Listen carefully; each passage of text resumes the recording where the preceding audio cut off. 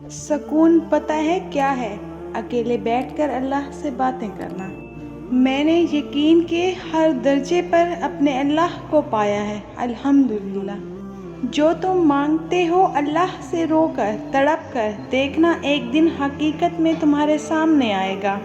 جو باتیں تمہاری دعا بھی منوا نہیں پاتی وہ تہجد اللہ سے منوا لیتی ہے۔ اللہ کو پکارو، وہ ٹھیک انہی لوگوں کو وسیلہ بنا دے گا جو تمہارے کام میں رکاوٹ بن رہے ہیں۔ سب کچھ اپنے اللہ پہ چھوڑ دو، پھر دیکھو تقدیریں کیسے سنورتی ہیں۔ اللہ اور انسان کہتا ہے آخر یہ کب تک بے بسی میرا نصیب ہے؟ اللہ کہتا ہے تیار ہو جاؤ، میری مدد اب بھی قریب ہے۔ زندگی میں پریشانیاں تو ہزار ہیں لیکن سکون دینے والا صرف میرا اللہ ہی۔ اللہ تمہاری زبان کو مانگنے کی ہمت تب دیتا ہے جب وہ تمہاری دعاؤں پر راضی ہونا چاہتا ہے۔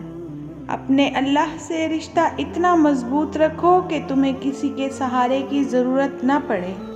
اللہ فرماتا ہے سب کو چھوڑ کر اندھا اعتبار کر لو مجھ پر، یقین کرو میں اپنے وعدوں کا بڑا سچا ہوں۔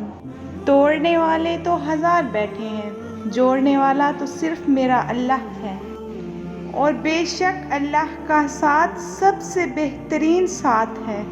سب سے خوبصورت احساس یہ ہے کہ وہ دعا حقیقت بن جائے جو آپ اور اللہ کے درمیان راز تھی۔ 3 کام اللہ کو بہت پسند ہیں: ٹوٹے ہوئے دلوں کو جوڑنا، دل نہ چاہتے ہوئے بھی معاف کر دینا، کسی کے گناہ پر پردہ کرنا، صبر۔ اللہ دیکھ رہا ہے، اللہ سب جانتا ہے، اللہ سب ٹھیک کر دے گا انشاءاللہ۔